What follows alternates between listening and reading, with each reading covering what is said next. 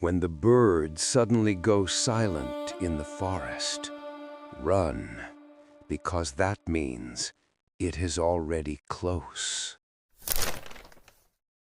The end of August in those parts was always strange. Summer still held on. The air stayed warm and thick.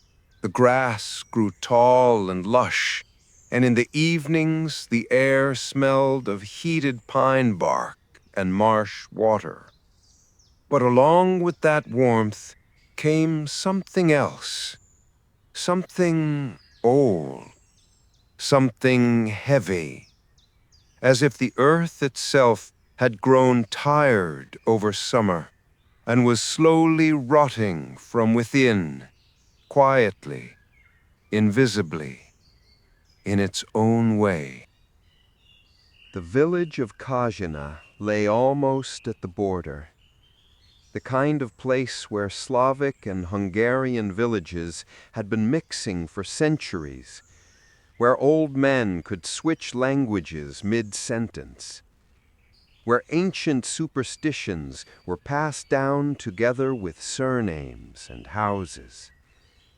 People used to say about places like this, time moves differently there. And it was true. In Kazhina, almost nothing ever changed.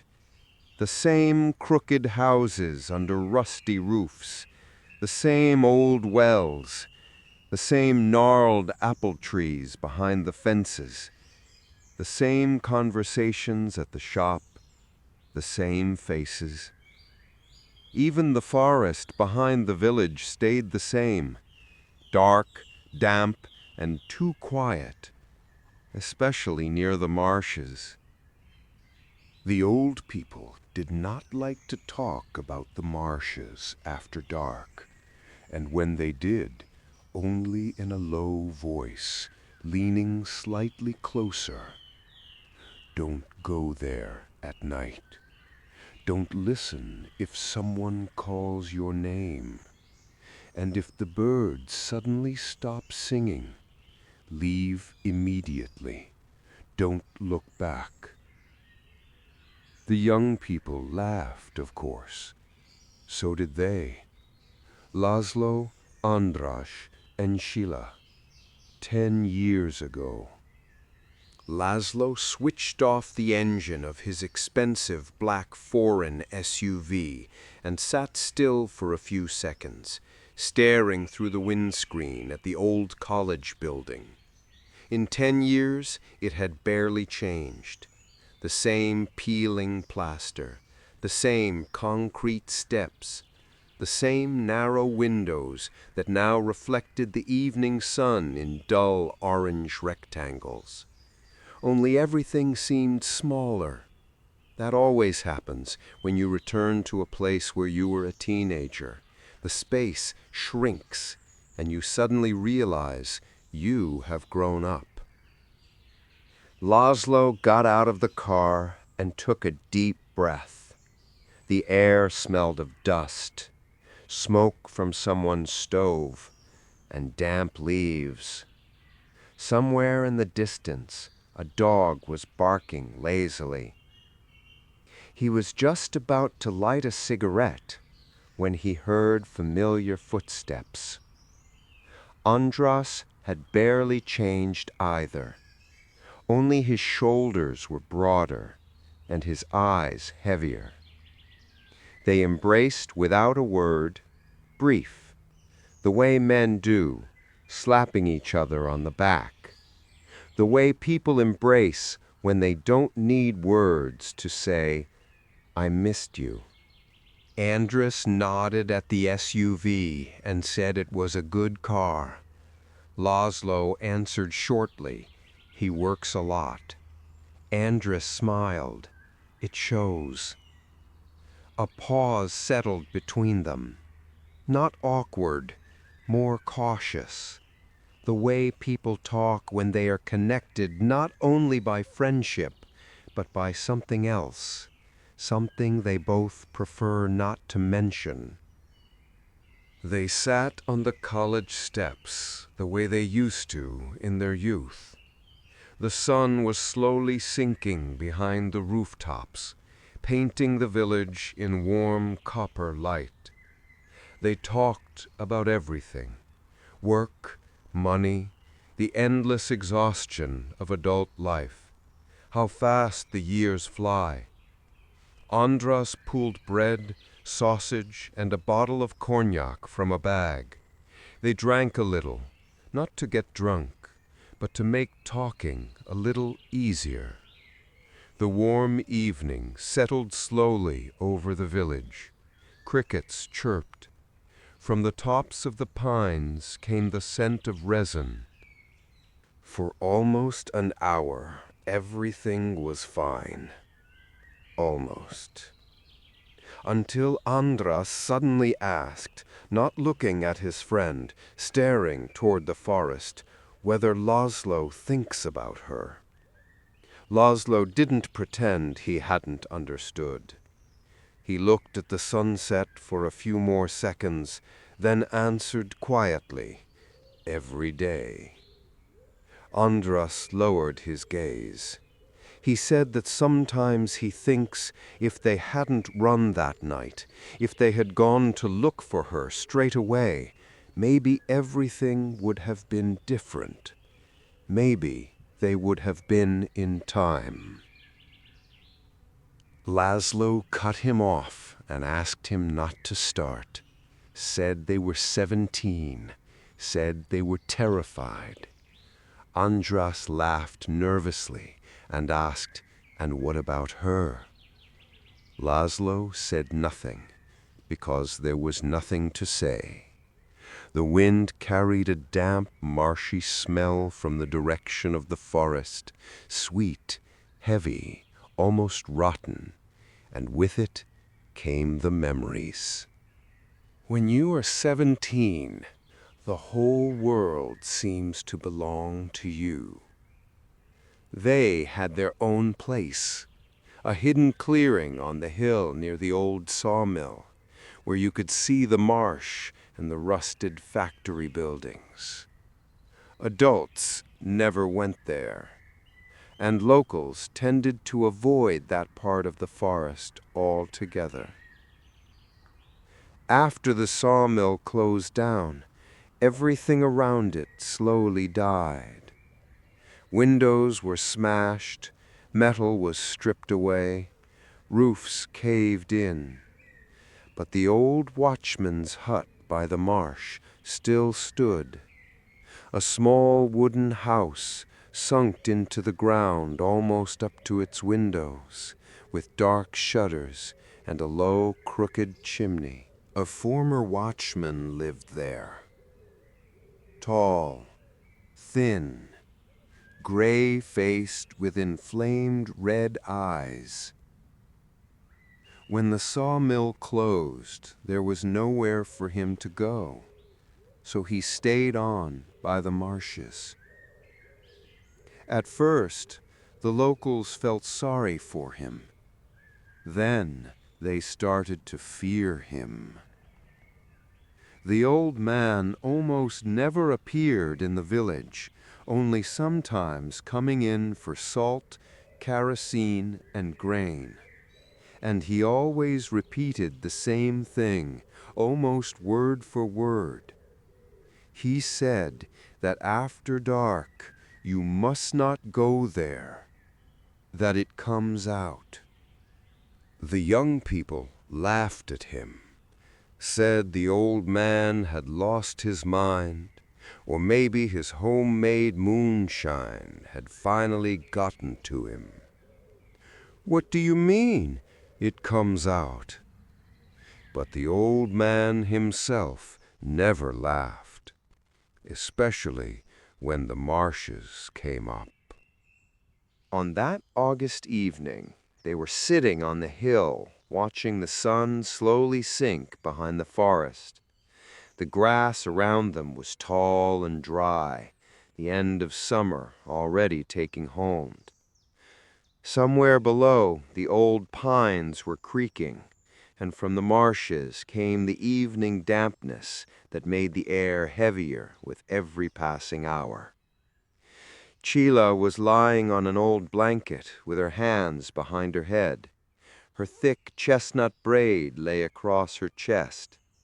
A yellow checked shirt, dark blue shorts below the knee. She always dressed comfortably, almost like a boy, and never tried to impress anyone. That was probably why it felt so easy to be around her. Andras was whittling a branch with a knife. Laszlo was lazily tossing pine cones down the slope. And then Csilla said quietly that she had dreamed that dream again. Laszlo turned to her and asked, "Which one?"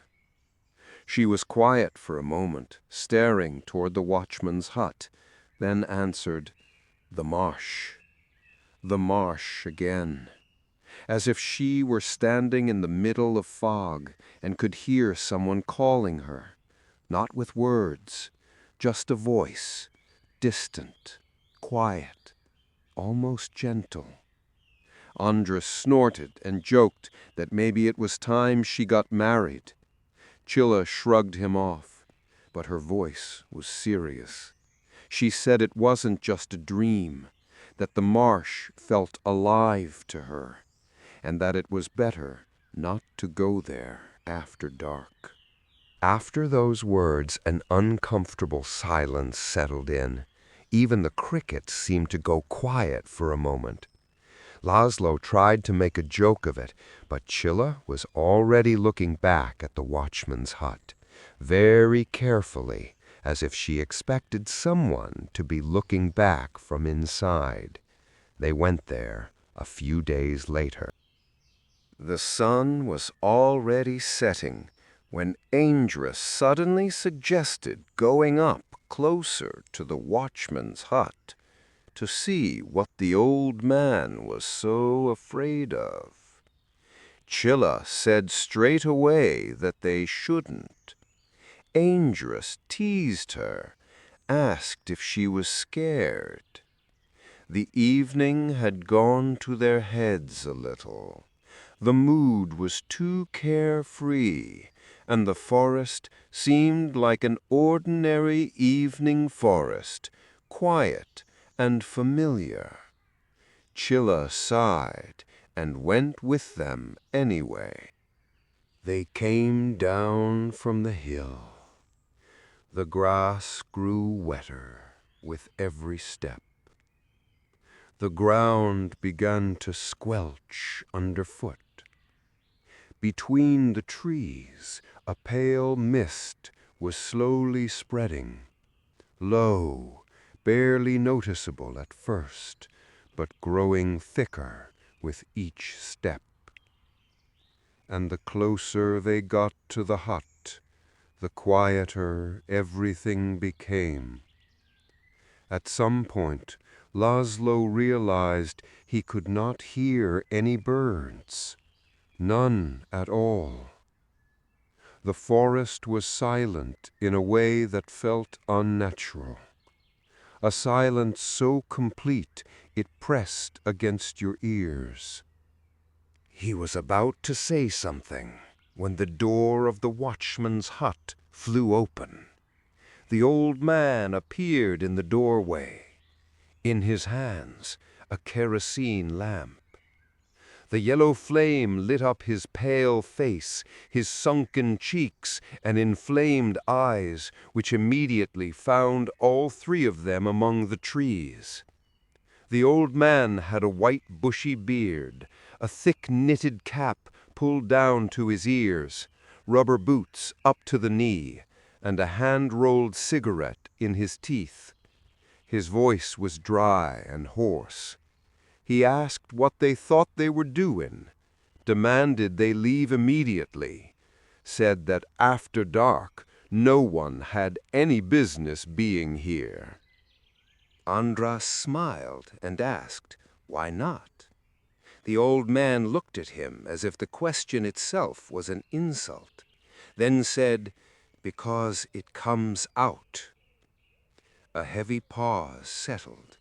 The old man's eyes darted between the trees, as if he was afraid not of them, but of something behind them. Then he whispered that they didn't understand, that it can hear. Andras smirked and said the old man needed a doctor. The old man called them stupid pups, disappeared inside the house, and came back a second later with a shotgun. He shouted at them to get out.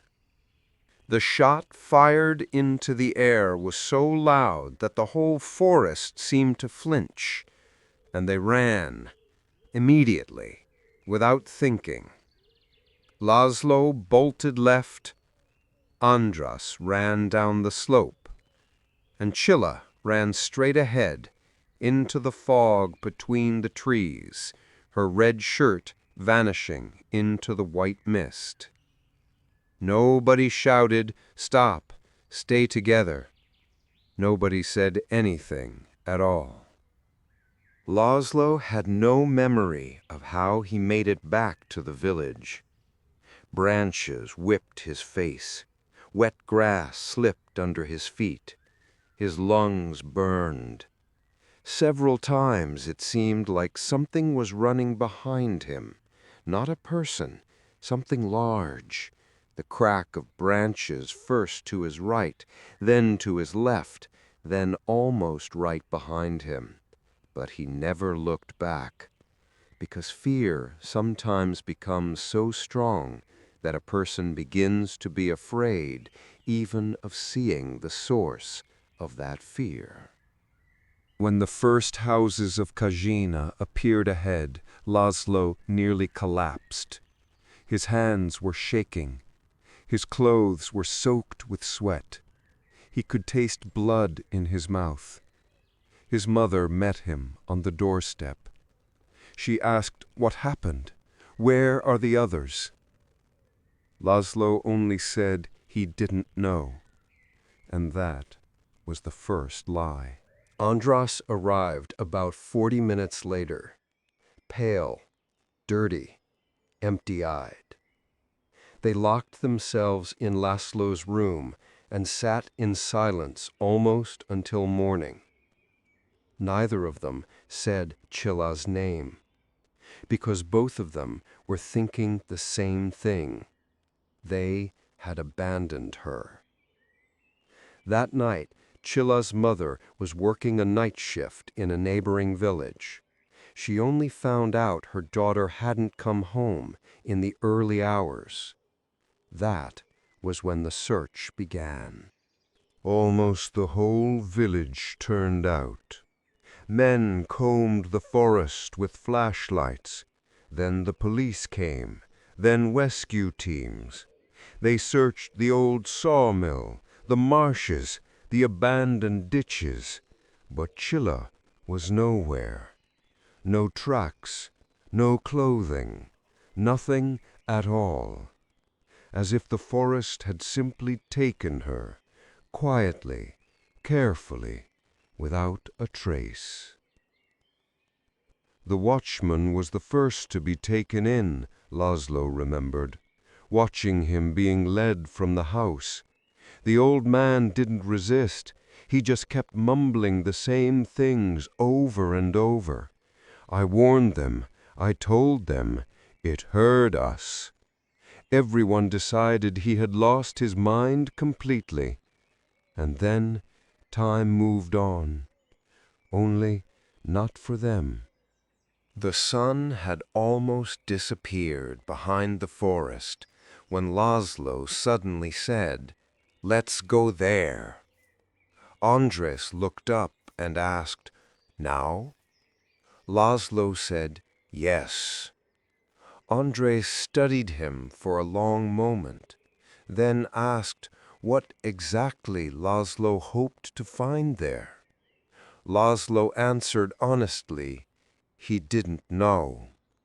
But he said that for 10 years they had been pretending nothing had happened, that he was tired of being afraid of that place. Andras laughed nervously and said, Very bad idea. Laszlo agreed and said they were going anyway. Andras was quiet for a moment, then said, "Because they're idiots." Both of them laughed at that, tightly, too loudly, the way people laugh when they are anxious. They set out about half an hour later. In the boot of the car, there were leftovers from the evening: bread, sausage, a bottle of cognac, disposable cups. Nobody planned to stay long. Just drive up, take a look, and finally close this chapter. That's what they told themselves as the big black SUV rolled slowly down the old road toward the forest. At first, everything was fine. A warm evening, the smell of pine, the radio playing old songs quietly, the ones they used to listen to back when they were teenagers. Even the tension loosened a little. They hummed along, interrupted each other, dug up small memories from their youth, funny, distant, completely safe. For an hour, they almost forgot where they were going. But then the asphalt ended. The wheels crunched onto dirt track, and almost immediately the radio started playing up. First, barely noticeably, a brief burst of static, interference, crackling. Then the music began dropping out in chunks, as if someone was slowly turning down an invisible dial.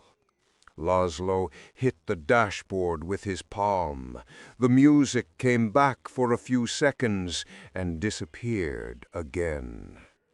Now from the speakers came only a dry, steady crackle. The forest around them was changing, gradually. The pines grew taller, darker, denser. In the evening light, the trunks looked almost black. Between the trees hung a fog, low, milky, motionless. The air turned damp and heavy, the way it feels before a storm. Andras asked quietly whether Laszlo could hear that. Laszlo asked, "Hear what?" Andras said, "Nothing." Laszlo frowned, and then, a second later, he understood exactly what his friend meant. There were no birds. None at all. No rustling, no chirping, not a single sound from any living thing. Only the engine and the crackling radio. Andras slowly said the first half of an old saying: "When the birds stop singing." Laszlo finished it. "The devil is close." And for the first time that entire evening, both of them genuinely regretted coming. The ruins of the old sawmill appeared from between the trees without warning. Rusty beams, caved-in roofs, black, empty windows. In the light of the setting sun, the old factory buildings looked like the skeleton of an enormous dead animal, silent, motionless, forgotten by everyone. Laszlo stopped the car at the foot of the hill, the same hill. For a few seconds, neither of them moved. Then Andras said quietly, "Barely anything has changed here." "No," Laszlo said. They climbed the hill on foot. The grass had grown tall, almost waist-high, dry, rustling, smelling of dust and late summer. Dry twigs snapped underfoot. Somewhere in the distance, thunder rumbled softly. The air smelled of rain. The sky to the west had darkened and was filling with heavy blue. When they stepped onto the clearing, Laszlo immediately felt something cold tighten inside his chest. From here, the watchman's hut was clearly visible, small, dark, almost swallowed by the trees, exactly as it had been 10 years ago. Only the forest around it had grown denser. The trees had pressed in closer. Branches hung low over the roof. Andras said he didn't like being here. And at that moment, somewhere deep in the forest, a sound rang out, dull, heavy, as if something enormous had stepped into water. Once, then again, then silence. They both looked toward the marshes at the same time. The fog there had thickened. It drifted slowly between the black trunks, caught on tree roots, and seemed to have a life of its own, moving too smoothly, too deliberately for ordinary evening mist. Laszlo told himself it was just water settling somewhere, more to himself than to Andras. Andras didn't respond.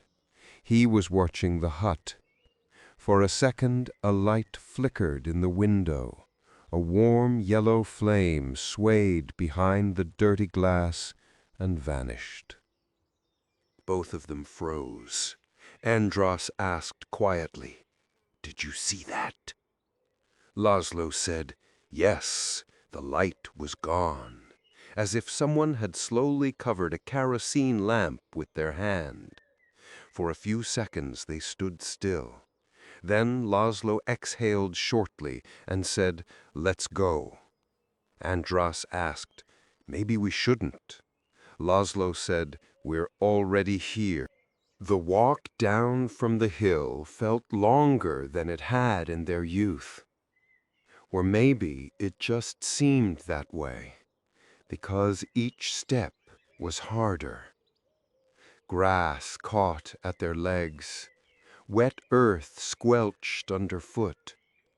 The air carried the smell of marsh mud and wet wood. The old pines creaked somewhere high above, barely audible, monotonous. And the closer they came to the hut, the more strongly Laszlo felt a strange pressure, as if the forest itself did not want to let them through.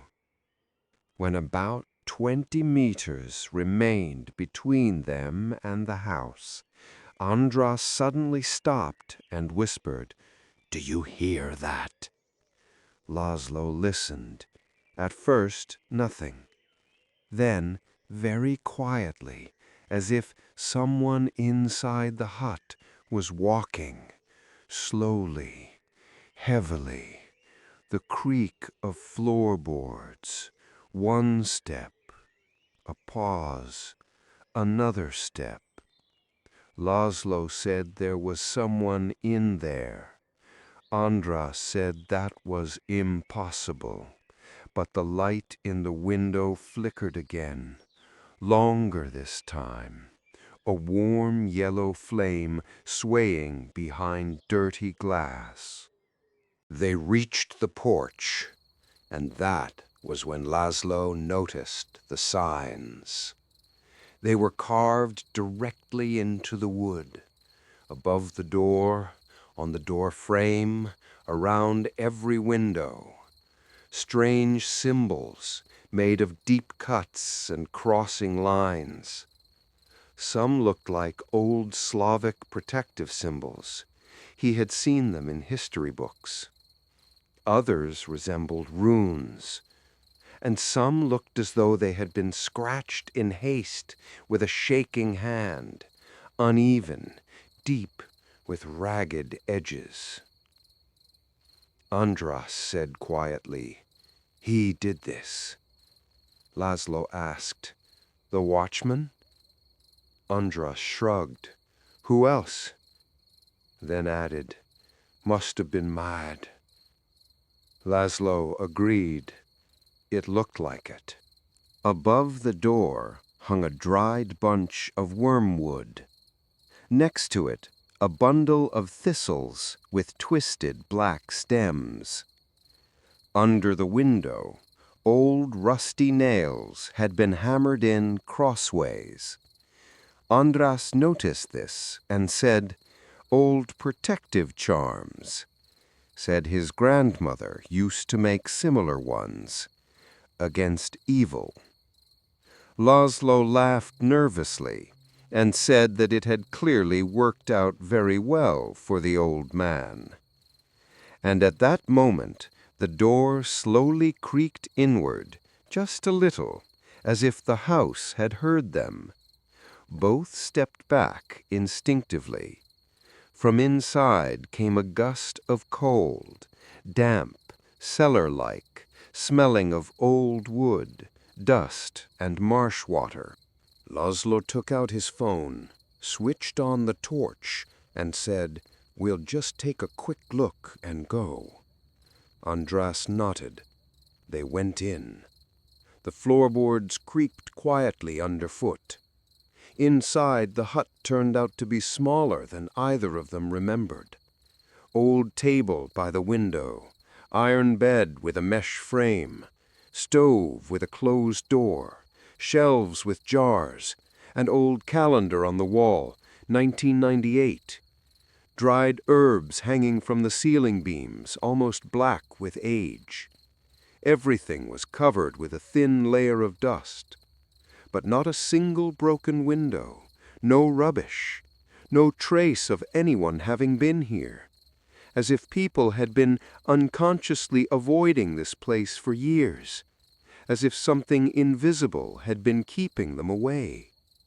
Laszlo slowly moved the torch beam around the room, and then Andras said quietly, "Look at that." By the bed stood a sack, old, rough, tied with rope. Laszlo crouched down and untied it. Inside, salt, coarse rock salt, nearly to the top. Laszlo asked in surprise, "Why would he need so much?" Andras didn't answer. He was staring into the corner of the room, at the largest symbol of all, carved right above the bed. A deep circle with interlocking lines inside, shaped like horns. Just looking at it made something inside you feel wrong. Outside, thunder rumbled softly. The first drops of rain began tapping on the roof. Laszlo turned sharply toward the door. Outside, it was getting dark, too fast. He said they had to go. Andras agreed. But when they stepped outside, the rain was already falling in sheets. The car wouldn't start. Laszlo turned the key. The starter clicked once, dry. Silence. He tried again. Nothing. Only the rain drumming on the roof of the SUV. Andras muttered, "This isn't funny." Laszlo tried again. No result. The car had been running perfectly just a few hours ago. Then, somewhere in the forest, a sound rang out. A dull thud, as if something very heavy had stepped into wet earth. right nearby. Then another, slow, dragging. Andras said very quietly, "It knows we're here." Laszlo snapped around to face the forest. Through the wall of rain, almost nothing was visible. Only fog, dark tree trunks, and the slow movement of branches.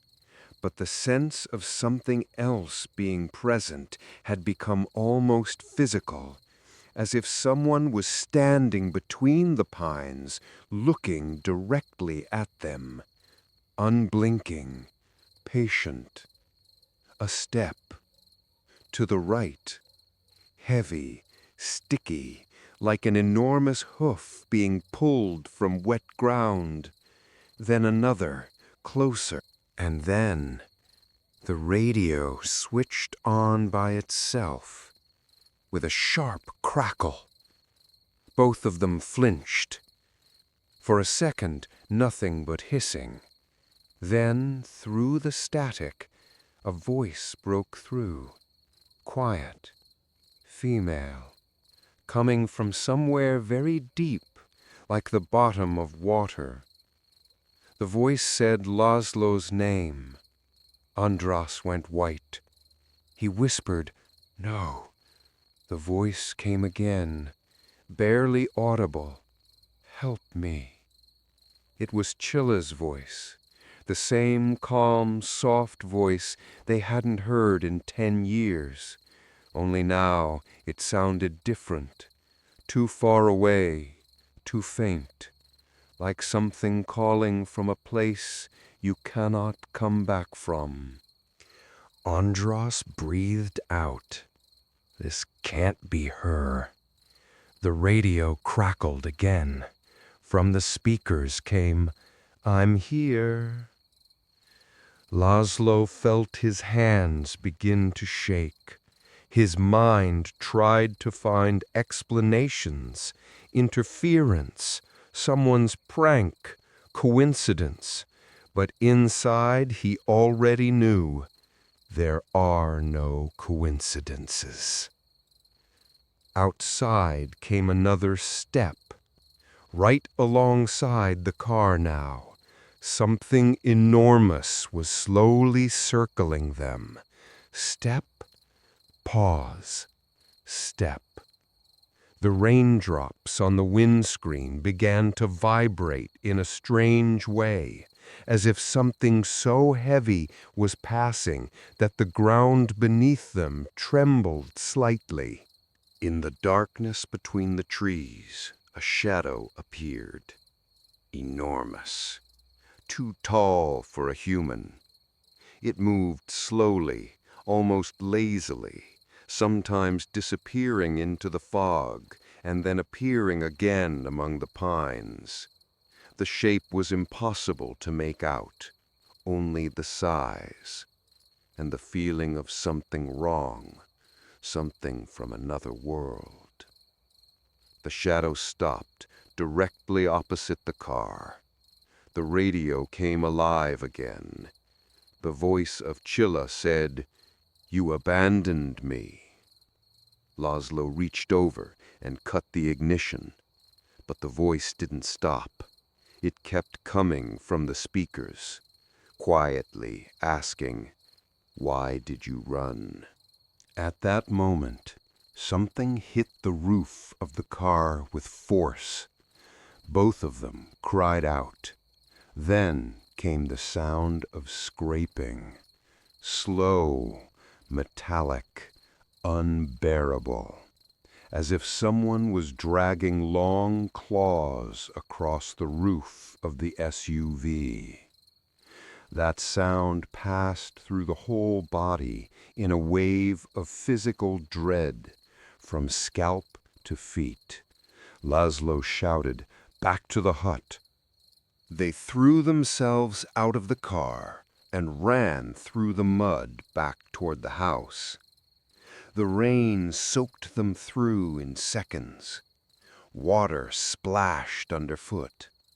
Behind them, a heavy step followed. Then another, as if something was following them unhurriedly. And the worst of it wasn't even trying to catch them, as if it already knew there was nowhere for them to go. The door of the watchman's hut slammed behind them with a crash. Both of them stood for a moment, trying to catch their breath. Inside, darkness. Only lightning sometimes flashed beyond the windows, briefly illuminating the old furniture and the signs on the walls. Laszlo lit the kerosene lamp with shaking hands. Yellow light spread slowly through the room. Andras looked at the walls, at the symbols, at the protective charms, at the salt along the doorway, a thin line they had only just noticed now, the same under each window. Then he said quietly, he wasn't crazy. Laszlo asked, who? Andras said, the watchman. He added, he was afraid, genuinely afraid.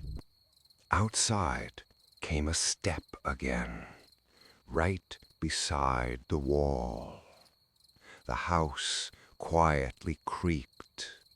Then another step. A slow circuit of the hut. And then total silence. Even the rain seemed to ease. Laszlo felt everything inside him clench. He asked himself, why has it stopped? The answer came immediately. Something knocked carefully on the door. Once, then a second time, and a quiet voice said, Laszlo, open up. Andras grabbed his arm, whispered, no, don't open it. The voice behind the door grew slightly louder, very calm, almost tender.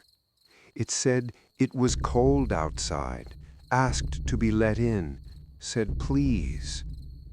Laszlo felt his heart hammering somewhere in his throat because the voice was perfect. It really was Csilla, without a single difference, every intonation, every sound. The voice behind the door gave a quiet sob, said, you're my friends, asked, aren't you my friends?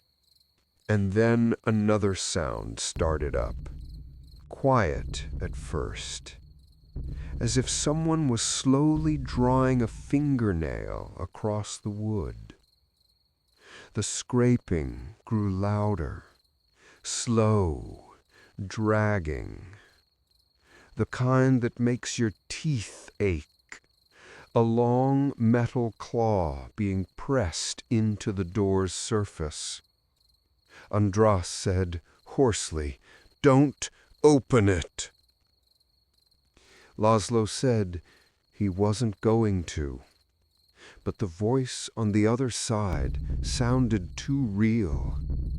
It called his name, said, you promised you'd never abandon me. Something broke open inside Laszlo because Csilla really had said those words to him once, 10 years ago, on that same hill, and no one could have known that. Andras grabbed Laszlo's arm again, because Laszlo had already taken a step toward the door, without noticing it himself, as if something was slowly pulling him. Andras hissed, wake up. Laszlo blinked, and only then realized he had genuinely been about to open it. His thoughts had turned slow and heavy like cotton, as if the voice was seeping directly into his head. Then from behind the door came a quiet laugh. Not Csilla's, something else, hoarse, wet. And then the voice became hers again. It said, "You didn't even look for me. You just ran," and asked, "Why?" Andras snapped. He shouted, "Shut up!" And at that same second, something outside slammed into the door. The house shuddered. The lamp swung. Shadows flew across the walls. Outside, something enormous rushed past. Through the windows, a long, dark mass swept by, too large for anything Laszlo had ever seen alive. And then it began. Outside, the watchman's hut seemed to be surrounded by several creatures at once. Heavy steps tramped around the house. Something scraped the walls with long claws. Blows rolled across the roof with a crash. The scrape of metal on metal tore through the silence, as if someone was slowly sharpening a knife directly above their heads.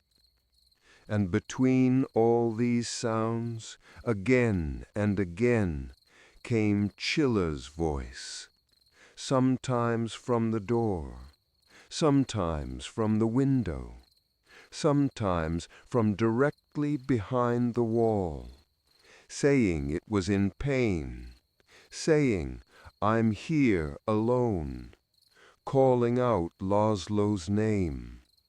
They started hammering on the window, first quietly, then harder. The glass trembled in its frame, and then Laszlo remembered the sack by the bed. Salt. He shouted to Andras, "Help me!" They lunged for the sacks. Their hands were shaking so badly that the rope wouldn't give. Finally, the sack opened. Coarse gray salt spilled across the floor. And then they began pouring it along the doors and windows in an uneven, trembling line, any which way, as best they could.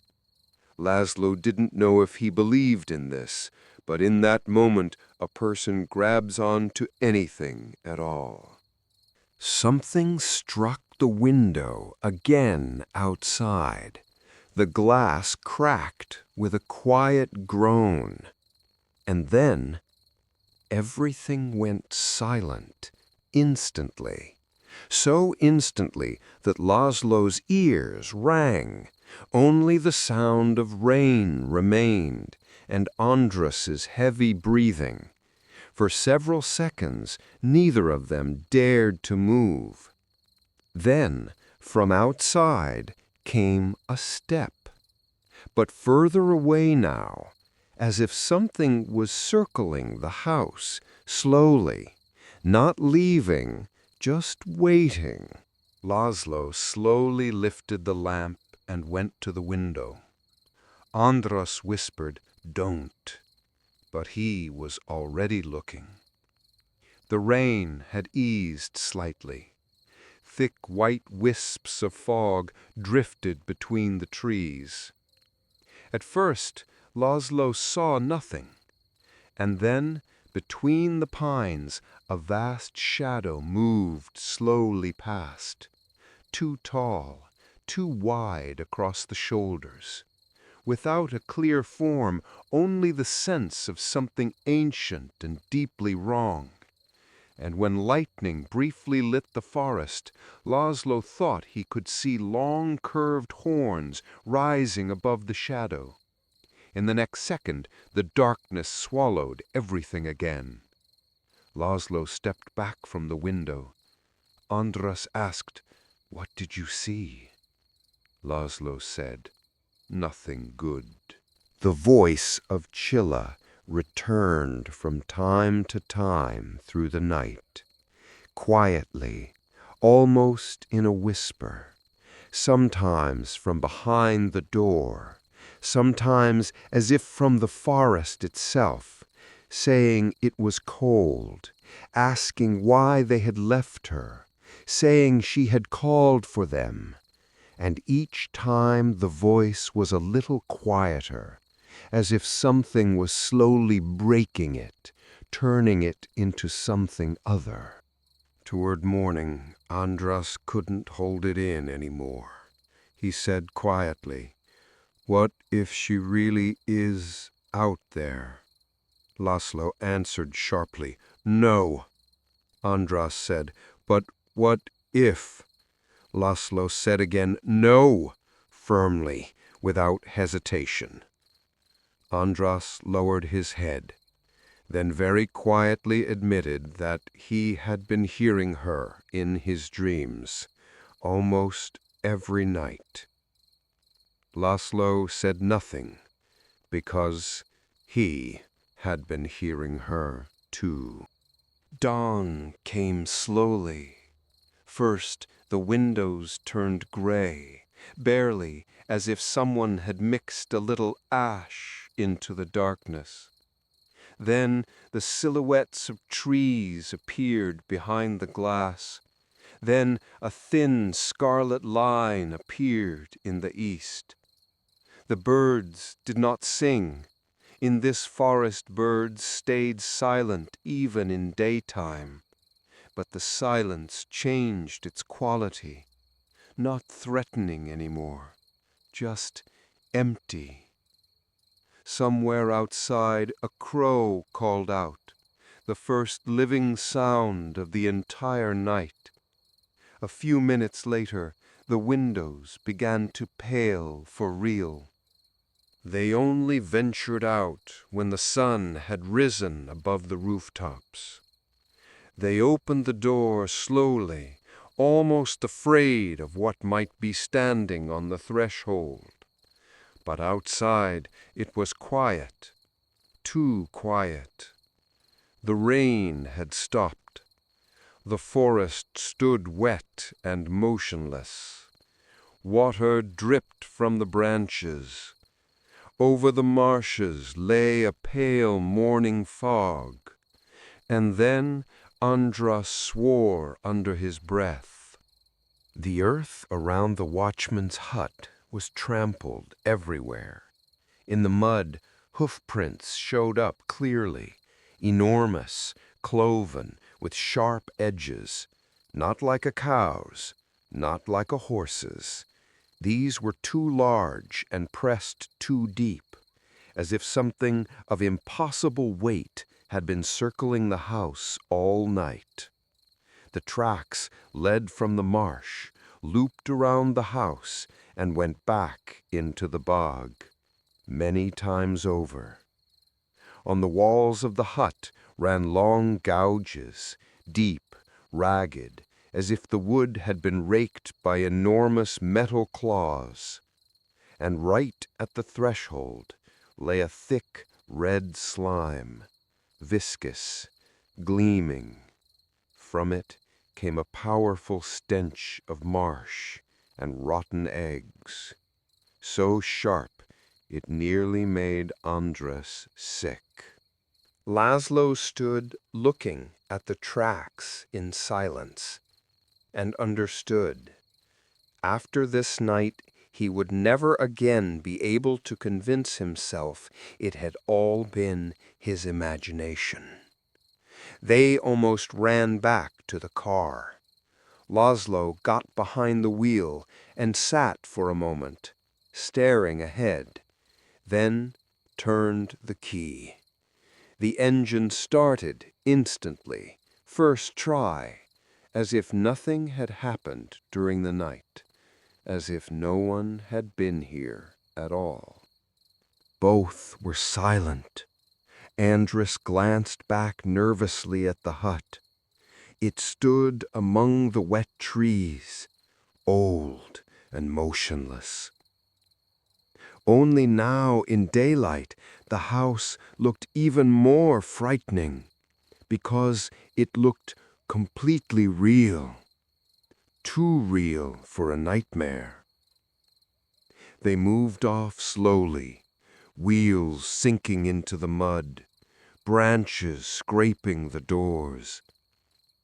When the hut disappeared behind the trees, both of them managed to breathe properly for the first time, as if something heavy had stopped pressing on their chests. They drove in silence for a few minutes. Then Andras said quietly, "We should have looked for her then." Laszlo said, "I know." Andras said, "If we hadn't run." Laszlo said, "I know," too loudly. He immediately regretted it.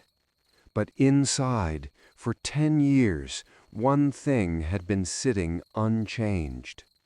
Guilt. Dull, heavy, never leaving. In front of his eyes the night flashed again, the shot, the darkness, the fog, Csilla.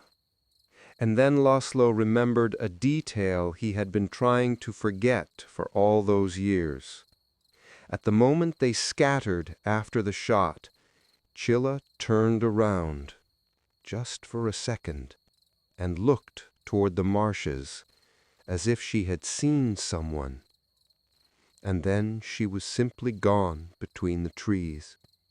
She didn't fall. She didn't cry out. She just dissolved, as if the darkness had taken her whole. Laszlo told Andras everything. How Csilla stopped, how she looked toward the marshes, how the fog had suddenly begun to move between the trees, and then she was gone. Andras listened without a word, and with each sentence he went paler. When Laszlo finished, Andras was quiet for a long moment, then said quietly, "God." Laszlo said he had thought he was imagining it at the time. Andras asked, "And now?" Laszlo was quiet, then said, "Now he no longer knew." The first houses of the village appeared ahead. Ordinary old fences, kitchen gardens, smoke from a chimney. After the night they had survived, all of it seemed almost impossible, too normal, too alive. Laszlo felt the tension in his shoulders beginning to ease. A little longer and they would be home. And exactly at that moment, the radio crackled again. Both flinched at the same time.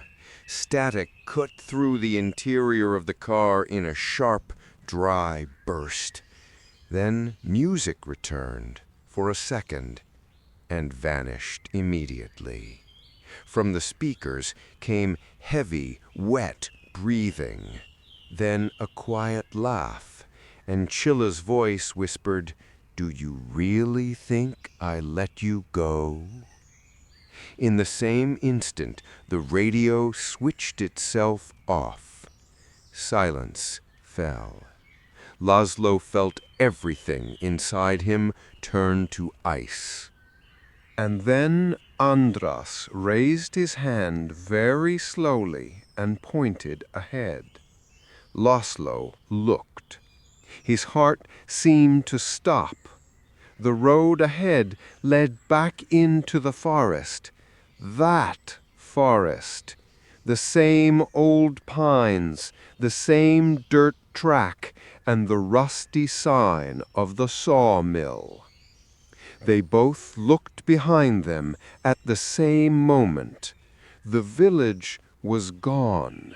Only wet fog and endless forest. Laszlo slammed the brakes. The car skidded sideways on the mud. The engine stalled. For a few seconds, Both of them sat completely still, not breathing, not believing. And then, somewhere far ahead, from the direction of the marshes, a slow, familiar, heavy step rang out. Thud, pause, thud. And in that moment, the birds fell silent again, because birds always go quiet only when the marsh devil is near. In old villages, they say you should never laugh at things you don't understand. The old people rarely tell frightening stories just for the sake of frightening. Sometimes their tales are warnings, warnings that saved lives long before any of us were born. If a person has spent their whole life beside a forest or a marsh, perhaps they know a little more about the dark than the modern world would care to admit. Do not dismiss their words. Do not laugh at their fears, because sometimes that old piece of advice passed from mouth to mouth across generations is the only thing standing between you and what lives in the marsh after dark, especially in places where old Slavic lands still remember things people stopped believing in long ago. If you enjoyed this story, leave a like and subscribe.